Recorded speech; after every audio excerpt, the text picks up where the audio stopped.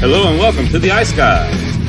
This is the show that takes you into the world of the National Hockey League. Every game, every day, from a betting perspective.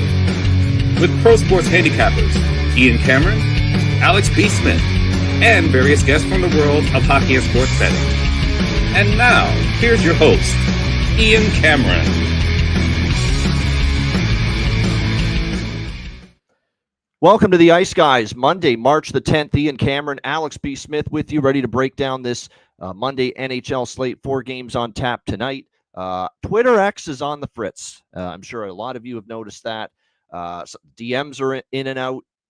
Checking your timeline comes and goes. Sometimes you can do it. Sometimes you can't. Sometimes you can post something on Twitter. Sometimes you can't. It's been like this pretty much all morning and all afternoon so far.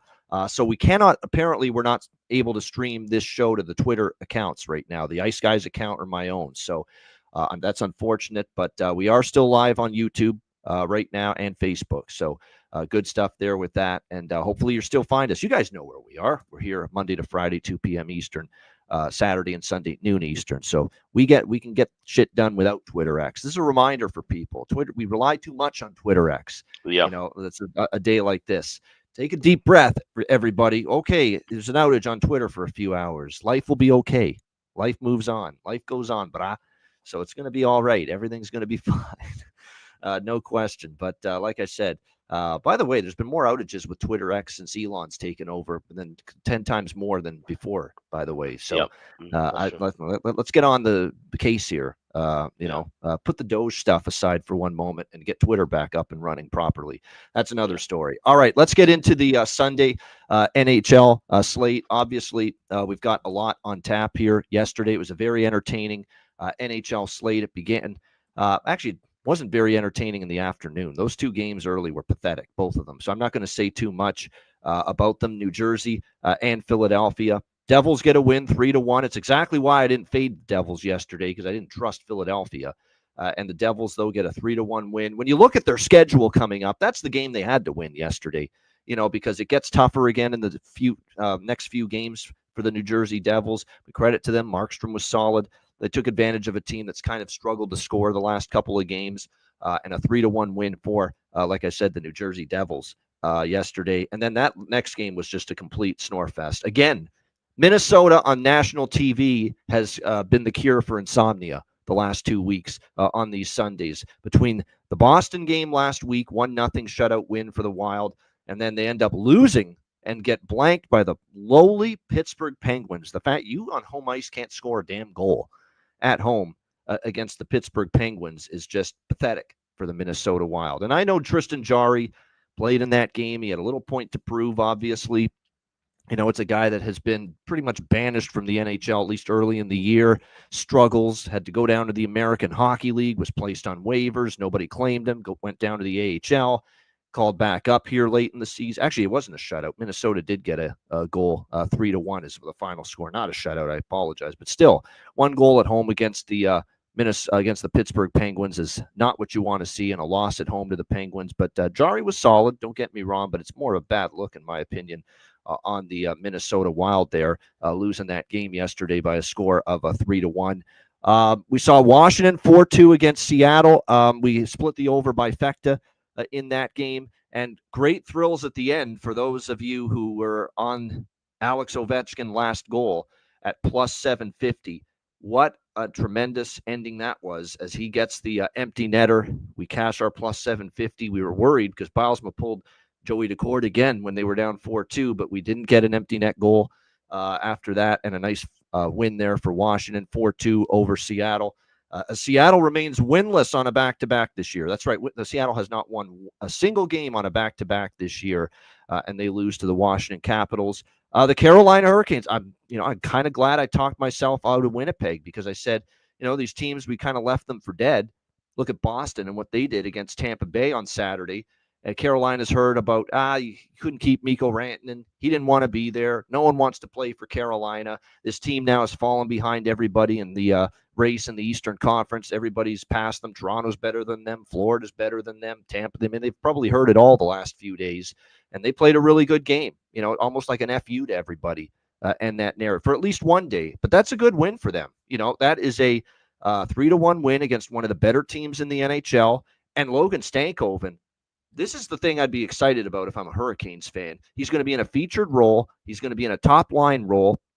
He had to share the spotlight with so many of those great forwards on Dallas because they're so loaded. He's going to maybe be a starring role with Carolina, and he gets his first goal with the Hurricanes in his very first game with them.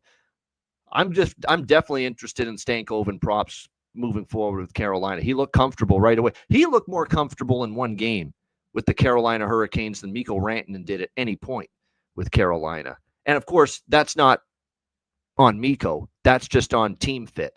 It was not a great team fit for him. Obviously, Mikko, and we'll get to that with Dallas, has had a nice, terrific start with them. But it's a really nice fit. At least it looks like that after one game for Logan Stankoven with the Carolina Hurricanes, and a big ice time bump. So what that means, Rich, with Stank, is shots on goal overs are going to have value because he's playing more. Means more opportunity to shoot the puck. Means he's going to be on the power play one unit. There's going to be opportunities for power play points, assist props, goal props, point props, you name it. Everything prop related to Logan Stankoven, there's going to be value. And how about Mark Jankowski, guy they got an afterthought move from the Nashville Predators, my fellow from Dundas, right here, just outside of Hamilton. It's like my fellow Dundas, Ontario man.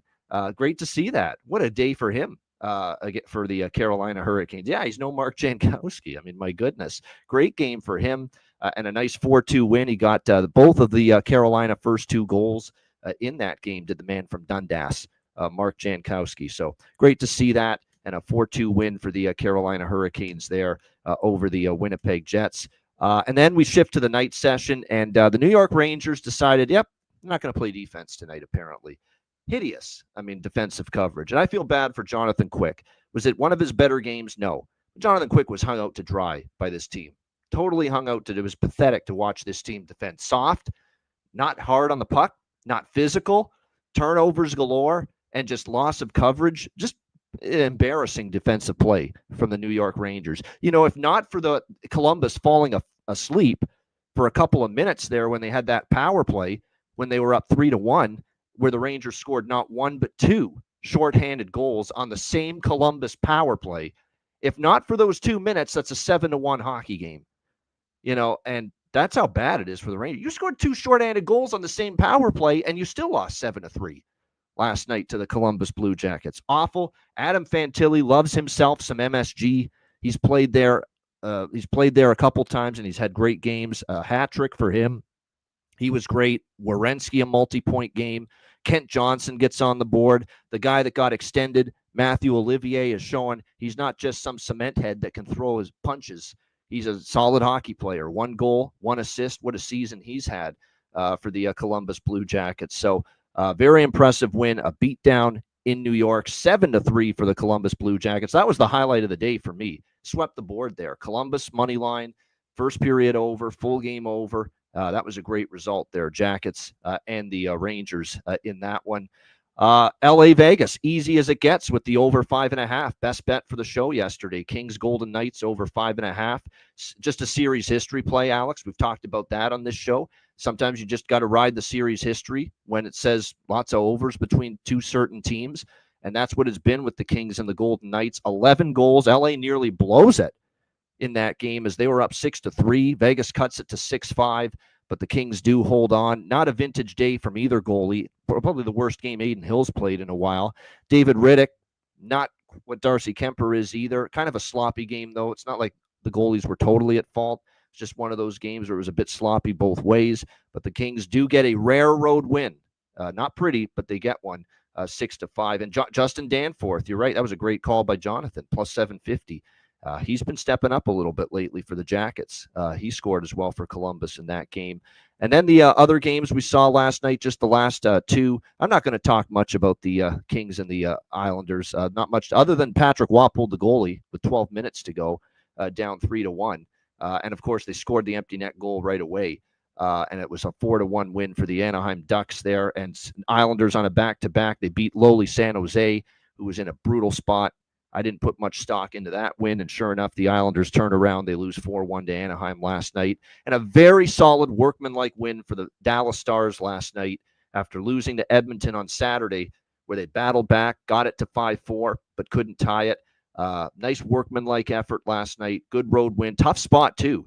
They had to travel, and you had the fact that the clocks were moved forward, daylight savings time. You lose an hour of sleep, and you had to travel late from Edmonton to Vancouver, get in late, play on a back-to-back in Vancouver, and to get that win's very impressive for Dallas. Without Rope Hintz, by the way, who didn't play last night. 4-1 over the Vancouver Canucks. That was a great result. We had the over by Fecta, but I had more on the Dallas team total, over 3.5, and we got the winner there with them, 4-1.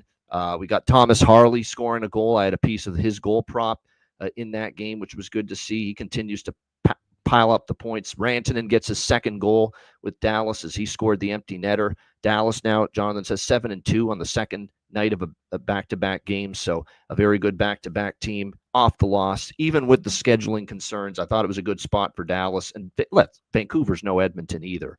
That played a part into my thinking as well. They could get that win, and they sure did. Nice win for Dallas to end the night. Alex, your thoughts on Sunday? Beat bad teams. That's what you're supposed to do if you're a good team this time of year, trying to get ready for a playoff run.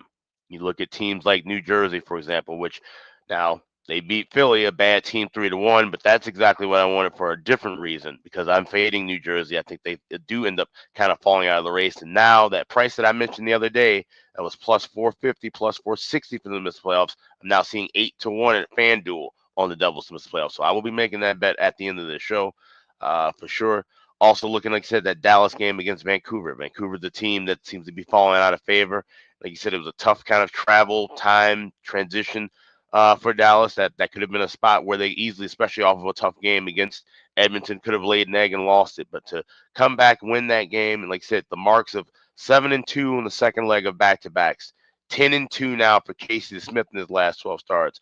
That's the mark of a really good hockey team. Your backup can give you the wins you need, give your starter some rest. When you can win in those tough spots on those second nights of back-to-backs, those are good positive signs moving forward for Dallas. Pittsburgh and Minnesota, like you said, that game was pretty much a snooze fest. Everybody was loving the fact that this would be low scoring, with it being Fleury's last time against Pittsburgh. But unfortunately, he couldn't make the quality saves when needed against his old teammates, Malkin and Crosby. I mean, those guys always find the back of the net just about anybody. And it was kind of almost fitting in a way that they were the two guys to get the 3 goals against Fleury in that. But that's another bad home loss and another kind of slow, like I said, lifeless home effort for the Minnesota Wild. That's something you don't want to see if you're a Wild fan or have Wild tickets in pocket with them. Looking to be in the playoffs. This looks like it could be another one of those. I said on on Twitter yesterday, that old choking sensation once again in St. Paul, and we may be talking about another first round exit or worse, not even getting into the playoffs right now with the former Minnesota.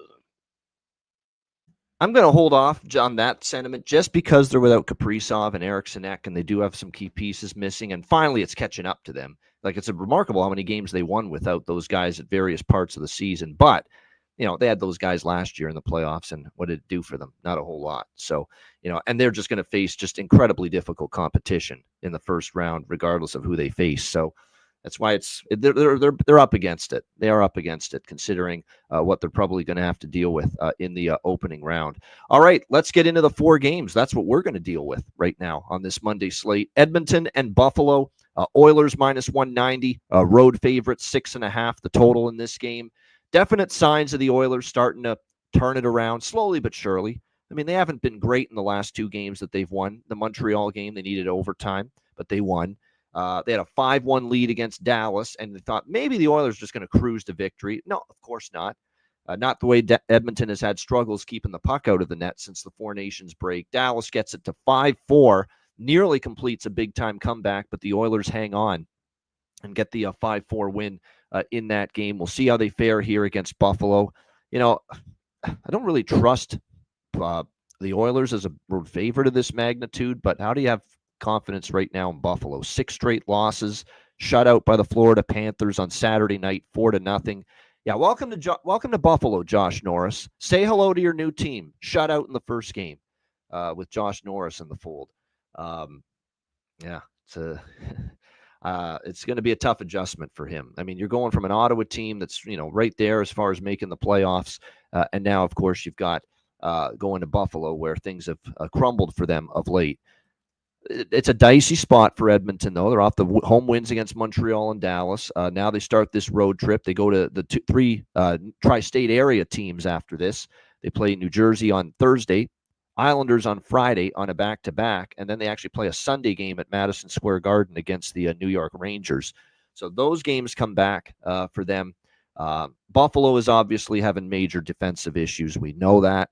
During this 6-game losing streak, they have allowed 5, 4, 4, 6, 6, and 4. They have just consistently not been able to keep the puck out of the net. Mikey made a phenomenal point. When I did get to see the message because of the Twitter outages, when I finally did get to see the message saying they're running UPL into the ground, it's true. It looks like he's going to start again tonight, and he looks like he is, wearing down just a little bit. That's a concern for me right now as far as Buffalo's concerned. They're just he's just playing too many games, and I think the workload is starting to catch up, and it's negatively impacting his performance level right now. I'm taking Edmonton team total over 3.5 minus 124. They've given up 4 goals or more in every game during this 4-game losing streak, so I'm going to ride that, and I'm definitely on the over by Fecta here. This Edmonton first period over machine just ain't stopping. The Montreal game went over first period. The Dallas game flew over the total in the first period, and of course, the full game went over as well. I don't have access to Mr. Otto and his tremendous charts at the moment because of the Twitter issues, but I know we're talking something like 16-3, 16-4, 17-3 right now, something like that as far as the Edmonton first period overrun. It has been very, very strong. So it's over by Fecta for me in this game, over 1.5 first period, over 6.5 full game. And it's also going to be a Oilers team total over 3.5. They've given up 4 in 6 straight games. Why reinvent the wheel? Alex, what do you think here? Edmonton, Buffalo. So yeah, thankfully I saved it on my phone last night with Chris Allen's chart. 17-3 is the run with Edmonton to the first period over. That's something I will be looking to bet in game. Same thing I will pregame with Edmonton team total, except that 3.5, 135 is actually a reasonable enough price. But here's something I was kind of looking at. And I don't really delve into these too often. You'll see a lot of books. I'm looking at FanDuel, for example. They have a menu called Puck Drop Specials, and it has this kind of a lot of overview. It's like a lot of like grand salami type bets. But you can get Edmonton highest scoring team of all the teams playing today plus 410. I'll take a shot with that. Like I said, based on how bad Buffalo has been playing defensively, I'll take a small shot at 4-1 that Edmonton can score the most goals out of anybody today. So I'll add that along with first period over in game, full game. I'll look for that in game as well. Try and get a 6, maybe laying $1.20, $1.25. I agree with the Jake Wallman look, Rich, especially the assist prop. He is going to get a lot of time now with Ekholm still out. You have to remember that. Matthias Ekholm is still not in the lineup for Edmonton. It doesn't look like he's playing tonight either, and he's paired with Evan Bouchard. And Evan Bouchard, obviously, his props aren't cheap, but Jake Wallman is his partner. That's a top pair right now, top pairing for the Oilers on the blue line. Their new addition, Jake Wallman, along with Evan Bouchard. So, like I said, I think that's Wallman props make sense. Do we dare buy in on Victor Arvidsson? This motherfucker finally scored the other night against Dallas. Finally did something. We know he's got that ability. He hasn't shown it consistently with Edmonton. Can he get things rolling a little bit? I like Jeff Skinner, too. Jeff Skinner, back in the lineup tonight. I think he was a scratch the last game, or maybe even the last 2 games, if I'm not mistaken, for the Edmonton Oilers. Obviously, Knobloch not thrilled with the way he had been playing. Yeah, he's missed 3 games in a row, and I'm pretty sure, some of that was just healthy scratch stuff. But yet, they've won 2 in a row, and even though they've won 2 in a row, Edmonton, he's back in the lineup tonight. You know why that is, because he's playing his old team, the Buffalo Sabres. And I think the last time they played Buffalo, Skinner scored earlier this year in Edmonton. I remember that game, in fact. Yes, he did score in that game for the Edmonton Oilers against the Buffalo Sabres. So Jeff Skinner, plus 400 at FanDuel. I think definitely worth a look with him going to be in the lineup here, playing with Janmark and Connor Brown on the third line for the Edmonton Oilers. For Buffalo, we got Paterka, Josh Norris, Tage Thompson on the top line still. I'm going to go with Ryan McLeod for them, kind of the same line of thinking. He's playing against his old team as well. playing the Edmonton Oilers now as a member of the Sabres. So similar thinking with Jeff Skinner as far as a goal prop there. So it's a nice little prop game. We expect there to be goals in this Oilers-Sabres matchup. So it's not a bad game to look at for potential prop opportunities. All right, Detroit and Ottawa. This is like a playoff game in March right here. Red Wings and Senators, and it's a great game to be on Monday and only on Prime. It's Amazon Prime, of course, on Monday Night Hockey. We've got the Ottawa Senators minus 160, home favorites, 6 the total in this game. That was a gut check win for Ottawa. Now, the New York Rangers fucked that up royally on Saturday afternoon. So let's not give Ottawa too much credit, and what rots your socks about it is that Alex in particular, who was really bullish on the Rangers in that spot, he nailed the handicap early in that game. They looked sluggish. They looked like a team that was still moping around after the trade that sent Josh Norris to Buffalo. They looked it. But then the Rangers, because they are so fucking inept defensively right now, when they were up 3-1, said, you know what? You guys are not interested in playing your best today. You're in an emotional hangover type of mood.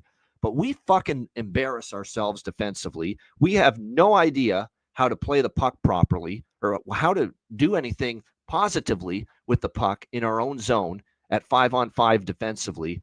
Because of that, you haven't shown us anything in terms of any life in this hockey game this afternoon. But we're the New York Rangers. We're fuck-ups at the defensive end right now. We don't want this game, Ottawa. Here you go. Take it. And that's exactly what happened. They took it because they were inept. They couldn't clear pucks out of the zone. That's what led to the 3-2 goal. Everybody standing around letting them hack and whack at it for the tying goal that made it 3-3, standing around like a bunch of lampposts right around Igor Shesterkin, a complete disgrace as far as defensive coverage is concerned.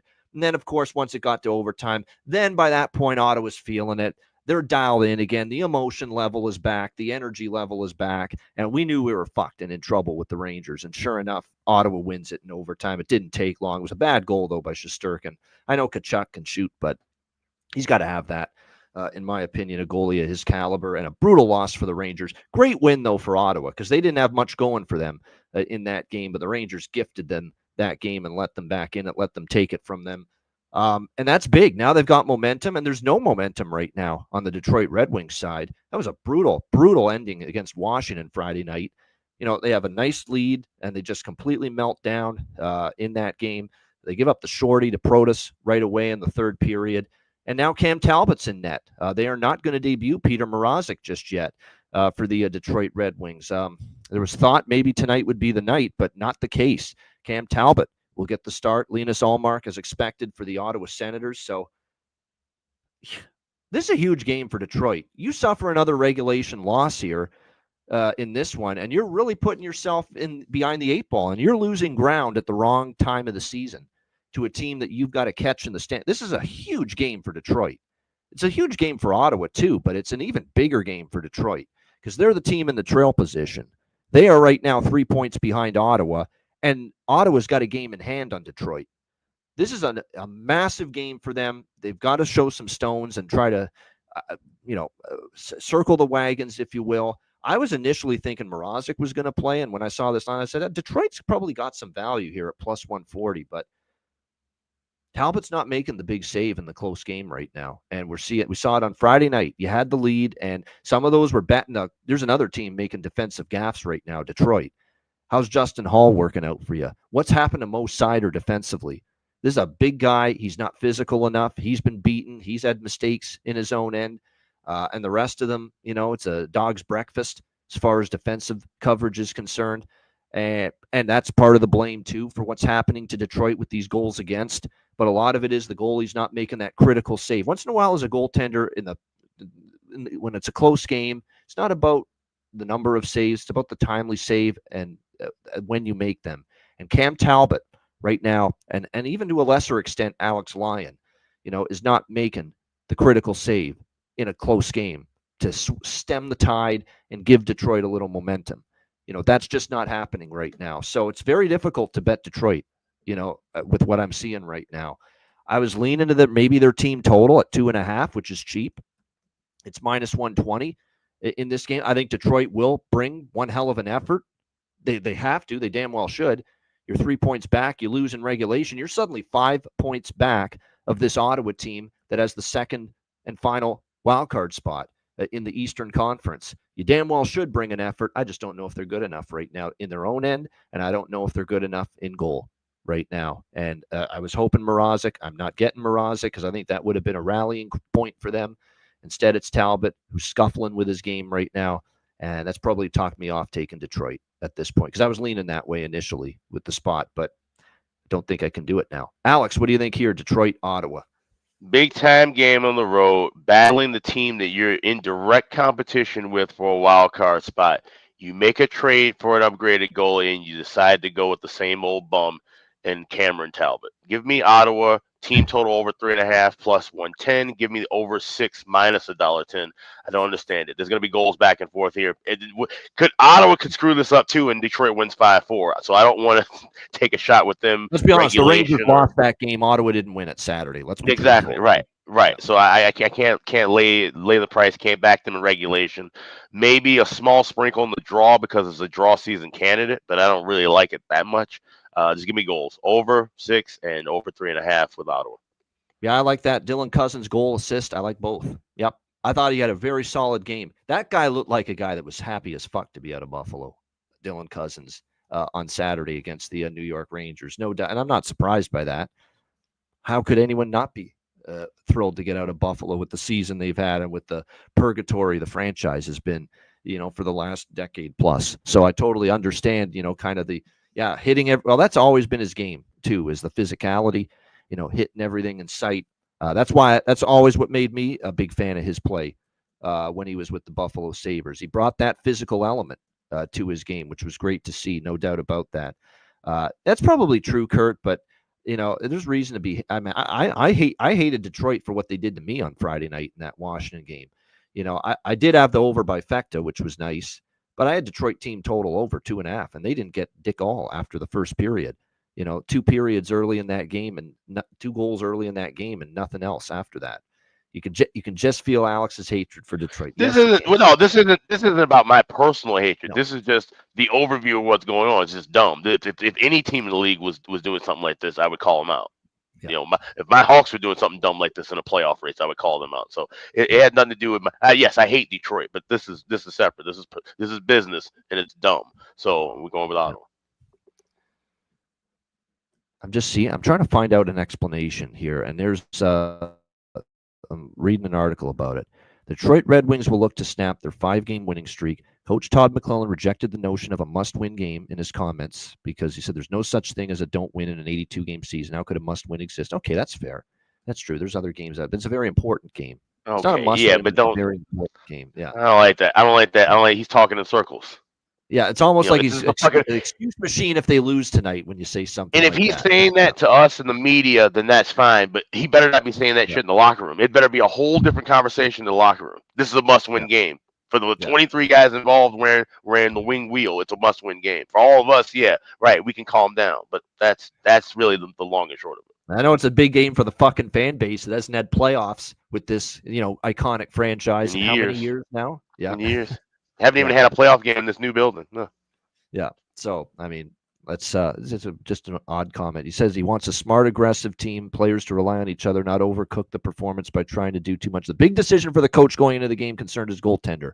When McClellan turned to the new option in Peter Mrazek, whose numbers in Chicago are unflattering, to put it kindly. Yes, but come on. The Chicago defense, I mean, that definitely played a part in it. He had some good games. He declined to answer that question. But on Monday morning, McClellan named Cam Talbot as his starter. Mrazek will serve as the backup, leaving Alex Lyon the odd man out and healthy scratch. Going forward, we'll have a plan to lay out the rest of the games. We'd like Peter to get a little more time in the net. He's been sharing it in Chicago, and after practice, there's a discussion made that will go with Talbs today and move forward from there. So not anything about Mrazek needs more time to get comfortable. Nothing about, he's battling some kind of minor little tweak or injury, or that he needs a little more rest before he makes his debut. He was practicing yesterday. We want him to get more time in the net, but the discussion was made that we'll go with a struggling Cam Talbot today and then move forward from there. He's practicing yesterday. It doesn't seem like he's hurt. It doesn't seem like he needs rest. Why is he not in there tonight? Why? I'm going to need someone to explain this thought process right here. Why is he not in the net? I'm not saying Peter Mrazek is going to be Dom Hasek with Scotty Bowman in the early 2000s as far as performance is concerned. Right. Nice little Czech reference too there. But we're talking about Cam Talbot not making big saves and big moments now, multiple games in a row during this skid. And you can throw Lyon into that discussion as well. And we're not just going to just put him in there and say, hey, something for the players to latch on to from an emotional bent, a spark maybe. You need a spark. Mrazek maybe gives them that. Who knows? I know his numbers weren't great in Chicago, but we know the D in Chicago's had issues all year. You got to believe going back to a team he was with and in a playoff race is going to invigorate Peter Mrazek. This makes zero, let me repeat, 0 sense that he is not starting tonight. None, especially because he practiced yesterday. How can he be hurt if he practiced yesterday? How can he be tired if he practiced yesterday? Because those are the reasons that I could validate him not starting tonight. But he isn't starting, even though he practiced yesterday. Make this make sense. I can't make sense of it. It doesn't. So it doesn't. Just take what the bookmakers give us as a result. Over 6, out of a team total. Your season's on the line, man. And I like Todd, but Todd's fucking up here. It's got to be said, I think. I think he is. And if they lose tonight, it'll really hit home that he's fucked up here in this. We might still see Mrazek. Yeah. Who's to say we won't see him tonight if Talbot falters? Yeah.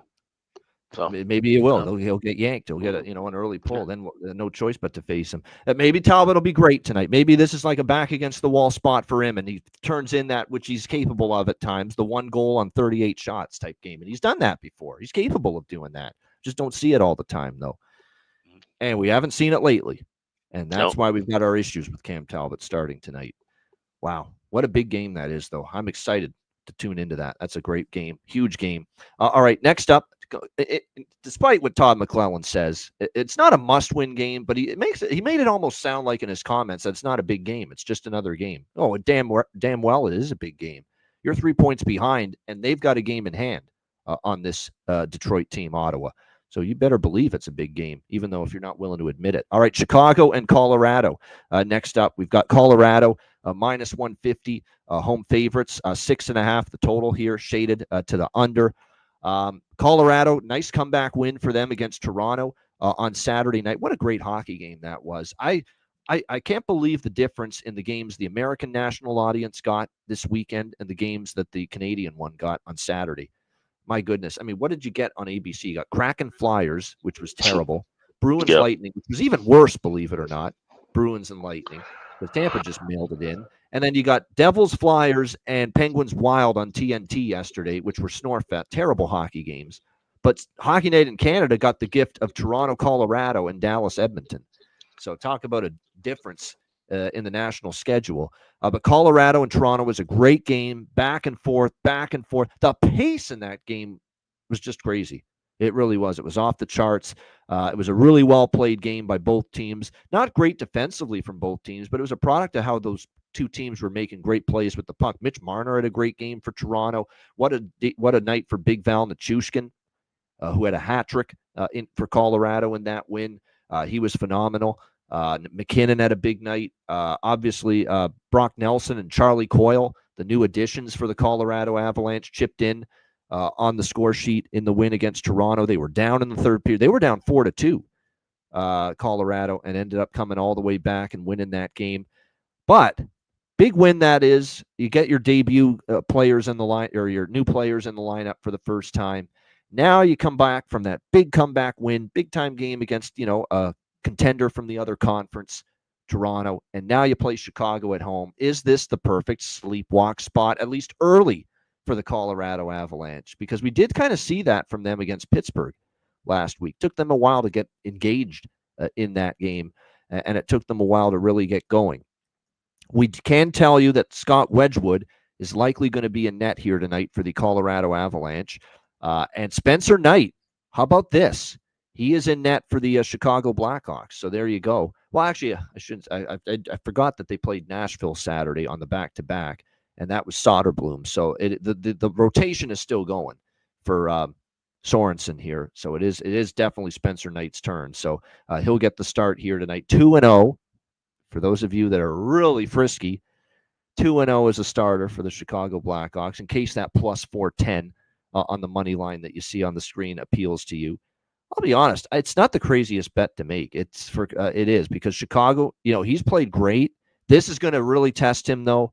The biggest fear is if you're going to be a 30, 40 shots on goal allowance team again tonight, Chicago, this is the team that might make you pay more for it here in this game, Colorado. So that's the biggest concern. Knight could stand on his head, and Colorado could still score 4 or 5 goals. If the Blackhawks are going to yield the shots and the volume that they've been yielding in the first 2 starts for Spencer Knight as a member of the team. So it's one of these deals where I could see Colorado still scoring a lot, but I don't know if it's early. I could see them a little bit not at their best early, maybe needing time to get themselves up for playing, a lower team in the Western Conference.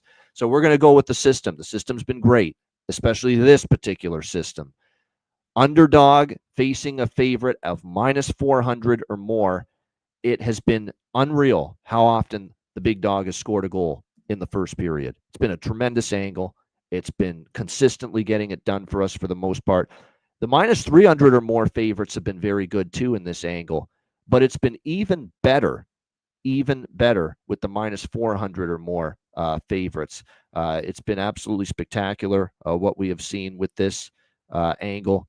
Continues to the record, I believe, is something like 19-5 this year for the underdog scoring a goal in the first period against a minus 400 or greater favorite. So that's what I like here. Chicago to score a goal in the first period. They've been good to us in this regard. The Chicago Blackhawks in these spots.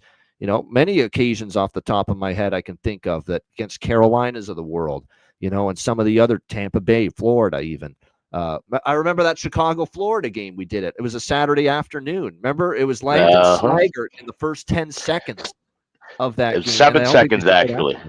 Yeah, and they didn't score 7 seconds in that goal. Yep, I remember that. So we have hit this multiple times. Chicago in this spot against a minus 400 or greater favorite to get on the board in the opening period. And what I love about this bet is you could suck in the rest of the game after the first period. You could even give up a goal or two in the first period, as long as Chicago does what we ask of them, and that is just find the back of the net and get on the board in the opening period.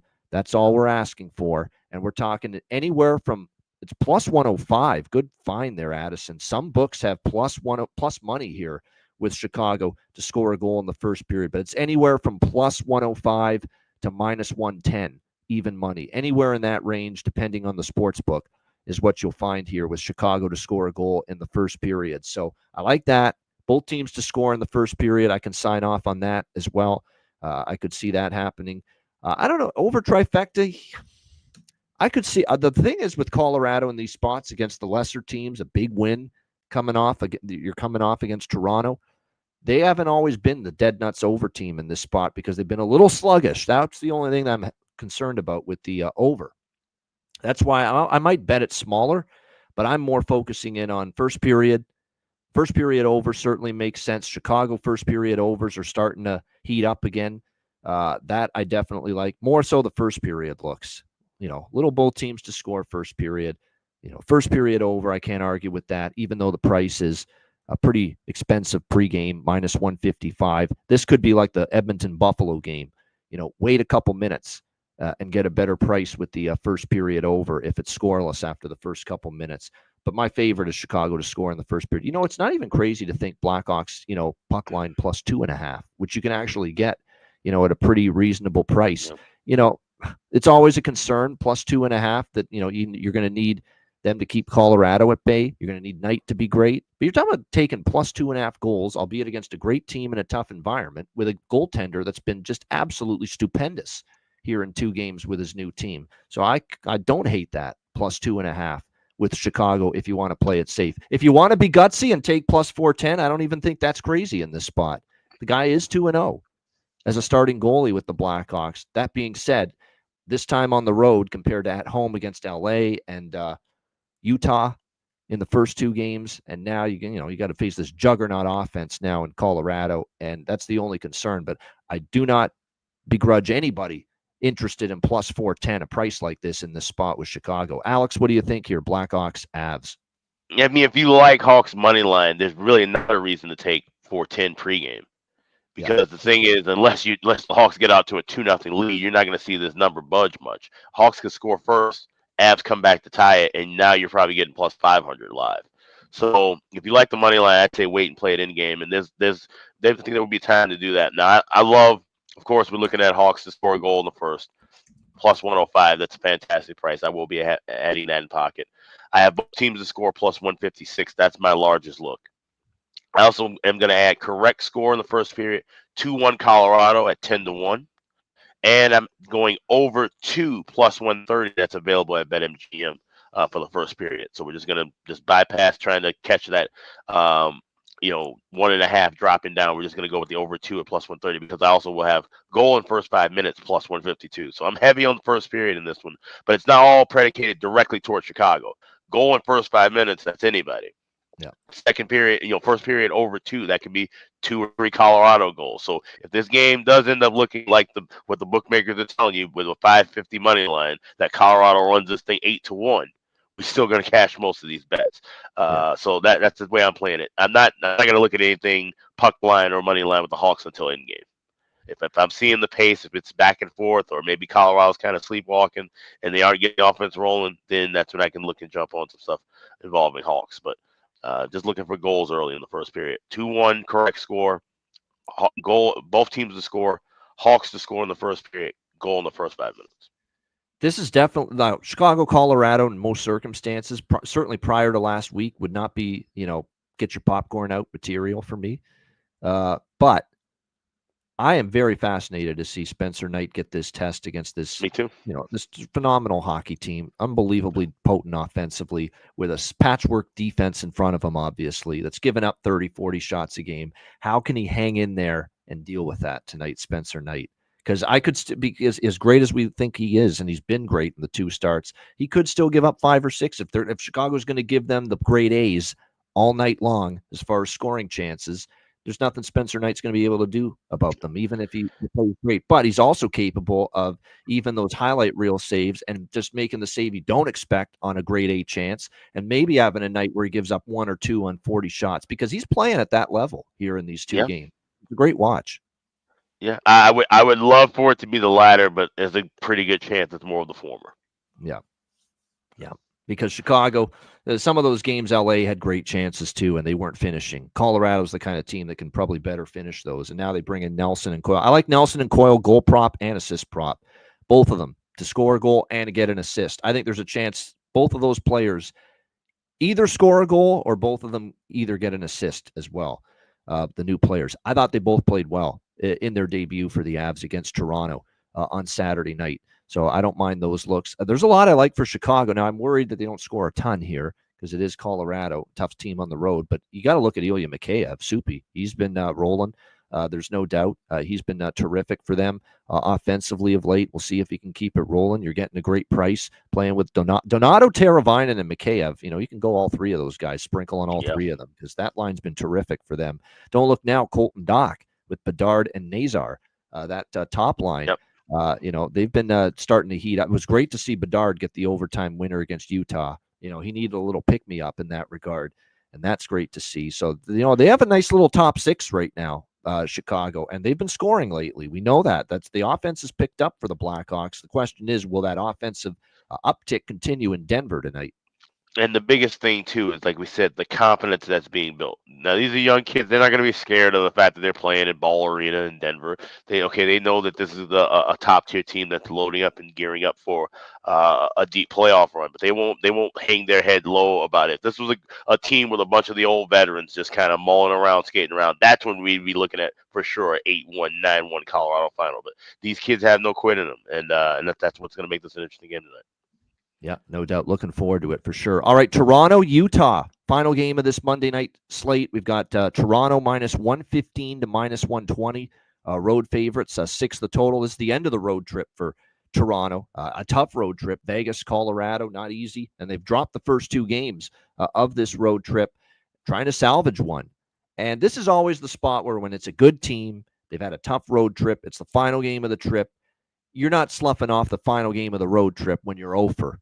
on the road trip. You're going to bring it. You're going to bring a good effort here. And I would not be surprised that Toronto brings a really good effort here tonight against Utah. Now, will it be enough to win? And is it enough for me to bet them? Probably not. Probably not, because I do like what I'm seeing from Utah. Utah's playing very hard. Utah's playing for their playoff lives right now. They're still very much in it. And I would expect them, and we've talked about this with Utah now several times, with Dylan Guenther and Logan Cooley healthy. Not to mention they've got Sean Dursey back, so their blue line's pretty much healthy now too. It's a different hockey team, and they're playing like it. Great confidence. The offense is coming back to life again, no question. We'll see if it can continue tonight. Karel Vejmelka in net for Utah in this game. Joseph Woll back in net for Toronto. Not a surprise because they've been going with the rotation of late. Craig Berube, Stolars, and Woll from one game to the next. So it's Woll's turn. And this is suddenly a very important night for Joseph Woll, who had a rough game against Pittsburgh, even though they won that crazy game in overtime last Sunday. And then he had an even rougher performance against Vegas. The 4 goals he allowed in the first period. He got yanked. Stolars came in early in that game against Vegas. So that's 2 subpar performances in a row from Joseph Woll. And in this game tonight, he is starting following the very first time in his NHL career that he's been pulled from a game. That was the first time Joseph Woll has ever been pulled from an NHL game last Wednesday night against the Vegas Golden Knights. Obviously, we got a fuck ton of Leafs coverage here where I am. This kid has got a very strong, resilient mindset. He's saying all the right. I just went back to work. He said, I got away from the ice just a little bit for the first 2 days after that Vegas game, really cleared my mind. And he's someone also he's actually a very big mental health advocate, Joseph Woll, and he's had struggles in the past with it. But he said he got away from hockey, turned the social media off for a few days, and said, I feel like I'm in a good frame of mind now. He had a good practice yesterday, according to Berube, for this game. He's a talented goalie. I don't think we assume that he's just going to continue to struggle tonight in this game. And then you got Berube saying, Alex, that their focus is defense, defense, defense. We haven't been good enough defensively of late. And that actually has me lean into the under, believe it or not, in this game, because Vejmelka's playing pretty solid for the most part for Utah lately. I would expect a bounce back here from Woll in this game as well. And just when I hear the coach say that, we're not defending hard enough. We're not defending well enough. The penalty kills slipped. Christopher Tanev's absence has had a big part of that, obviously. He's still not back tonight for the Toronto Maple Leafs. You now have a game under the belt for both the new Leafs, Scott Laughton and Brandon Carlo. That should help them tonight as well. This is a really tough game because Utah's got some serious momentum. It's a bigger 2 points on the line for them because of, they're fighting for their playoff lives. Toronto, it's a big 2 points for them because they're battling Florida for the division, and winning the division's key. You don't want Tampa or Florida in the first round, if you can avoid it. Both teams should bring it. I feel like if I had to lean some way, it would be Toronto minus 120, and you're getting, I think, a nice little price here with them following the last 2 losses. But I'm going to stay off because I respect what Utah's doing right now and how big these games are for them at this point in time. I lean to the draw here, and I probably will sprinkle on the draw here with Toronto and Utah. I could definitely see potential for overtime. Again, opposing conferences, different races. So the other team getting a point is not going to matter to the other. So I think the draw's in play. But be careful with this. I see some love for the over. I'm not saying it can't go over, and Toronto's been trending that way. Utah's better offensively, but all the talk from Toronto is that we got to get it fixed defensively after these last 2 games against Vegas and Colorado. So that took me right off the over in this game. What do you think here, Alex? Final game, Toronto-Utah. Yes, it's a great draw season spot for sure. Plus 315, plus 320 shop around. That definitely liking the draw on this one. Like I said, especially when you hear an emphasis of more defense. That's always usually a sign, like I said, to look unders, but look more toward that draw as well. And I'm also going to take a shot with Austin Matthews, anytime goal scorer, plus 115. Now, of course, no more trips back home to Arizona, but I'm sure he'll probably have some family making the short trip from Arizona to Utah in the crowd. So he always did well playing against the former Yotes. So maybe if it carries over. We're not going to get anything crazy like 2 or 3 goals. It's funny, I was looking back at the video where I had him as a bargain bin with 2 goals the last time visiting Arizona. But we just go with 1 plus 115 along with the draw at plus 315. Yeah, I love Matthew Nyes to score. He's not bargain bin price worthy, but it's a great bet. He's been obviously very good lately. Obviously he's an Arizona kid, but he's playing the team that used to be the Arizona Coyotes. It's funny. Yeah, same deal. Yeah, Toronto media couldn't resist asking Austin Matthews and Matthew Nyes, the two Arizona kids, what's it feel like that this team used to be in Arizona? Now you've got to play them in Utah. I mean, do we have to ask them that? Can we not stick to the hockey questions? Shitty. Yeah. I mean, come on, man. It's Toronto media for you. It's just some of these questions, man. It just makes you shake your head. I actually pity these players that they have to answer some of this crap every single day. But that's not necessary. What do you want them to say? Obviously, these two kids, they said probably would love to see them still in Arizona. They lost their childhood team. Like, how do you feel about it? Really? Oh, I love it. Yeah. I love it. The Coyotes aren't there in my home state anymore. Crazy. Love it. The team I fell in love with, the team that got me into hockey, and the team that, probably got me into the career I'm in right now. Just love it that they're not there anymore. But they said the right things. Yeah, it's unfortunate, but they said it's also cool to experience a new place, new venue, new building here in Utah. I hear the fans have been great and all this. So they answered it professionally. Credit to Nyes and Matthews. They both said the same things like that. Still cool to see a new spot, Utah. So there you go. Crazy to have to ask them something like that. Who gives a flying fuck about that? Seriously. But anyway, that's what you get sometimes with the Toronto media. Yeah, as far as props, like I said, Matthews, Nyes, worth a look maybe. I would say too for Toronto too. I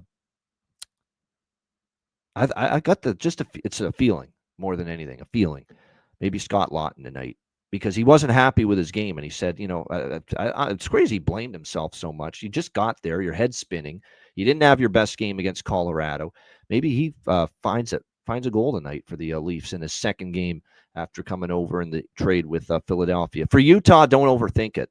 Whether it's Schmaltz and Keller and Cooley and Gunther, and those are the guys that are rolling right now for Utah. Those are the props you probably focus on. Great stuff from everyone in the chat. Hit the like button. We appreciate it very much.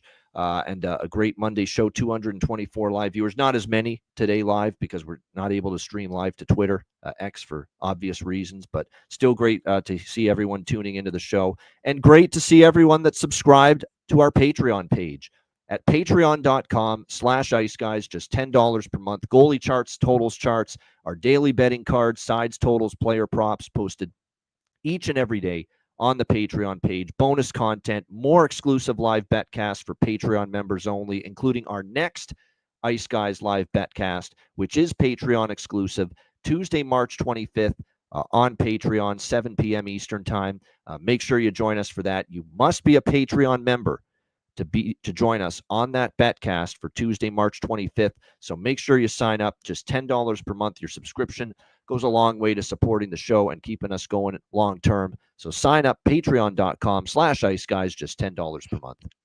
As the calendar turns to March, unfortunately, it becomes allergy season. However, one good thing is that it's getting warm outside, which means it's a good time to maybe buy a new T-shirt or a cap from the Ice Guys store. It's over at iceguys.myspreadshop.com. We've got 2 days left to save 15% off. You go to the homepage, click on the redeem button, add all your items to your cart, and then 15% will be available at checkout. So you got 2 days left. Do not delay on that. Now's the time to get something new for the spring. That's at iceguys.myspreadshop.com. Yeah, I don't argue with the Marner look there for Robert Karlsson. He is shooting the puck more, and obviously had a great game against Colorado. And he's in a contract year. You can tell he's playing like it. There's no question. All right, we'll be right back with Bargain Bin Special of the night and Best Bets coming up in just a moment, right after we hear from our great Ice Guy sponsors.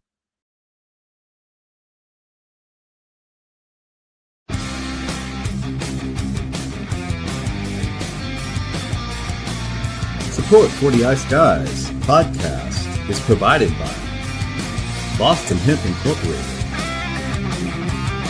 Tailgaters Social, and a big thank you to all that subscribe to the Ice Guys Patreon page.